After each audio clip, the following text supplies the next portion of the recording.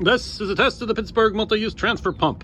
It's the sort of thing you could use to change your oil if you didn't want to go down below and dump the oil into a pan. It also is an air pump, comes with air pump accessories. I'm not going to test that. I'm just going to see how it does for pumping oil.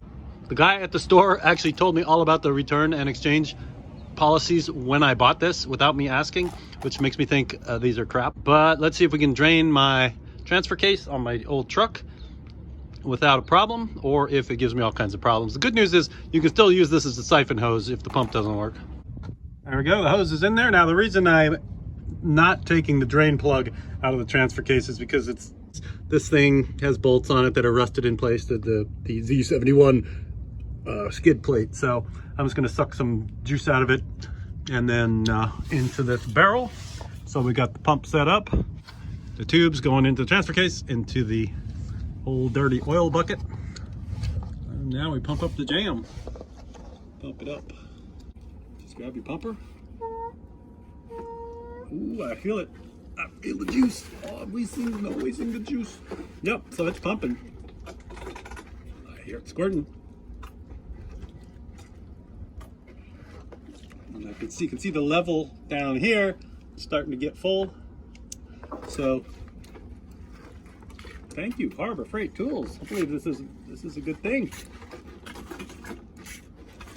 Now, the one thing I don't know about it is, depending on what you're sticking it into, you probably stick it down a dipstick tube and do an oil change this way. But in here, there's a lot of corners and things in the transfer case, so I'm not sure that this thing even reaches to the bottom. Looks like I got about, I don't know, like 1.5 quarts to 2 quarts. So I got a bunch out of it. So it'll be an improvement. Obviously not the right way to do it. Other people have made videos about the right way to change your transfer case oil on much cleaner, less rusty trucks, but this is better than nothing by a little bit.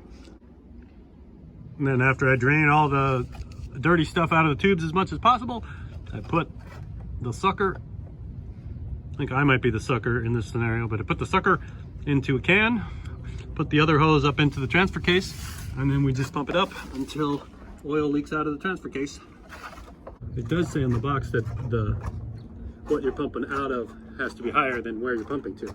So I think I need to raise it up. Ah, what a mess. So yeah, you want to put what you're pumping from up on a stool, and then you want to pump, and then if you're holding a camera in your hand and not holding on to the bottle, then you'll spill it all on the ground. So I think the pump works. It passed the test. You just, whatever you're pumping from has to be higher than what you're pumping to. It doesn't have enough suction to suck it uphill, but it does work. It just makes me think it's a whole lot smarter to just take those bolts off, take off the skid plate, and actually do a real oil change versus making a mess out of my driveway. So passes the test. It does work. I don't have to return it, but it seems kind of stupid, and I know I still have crud in my oil after I do this. All right, so what do I categorize this video as? How to, comedy, tragedy, how not to, not sure. Big regret, but if you want one of these, there's a link in the description. Go for it.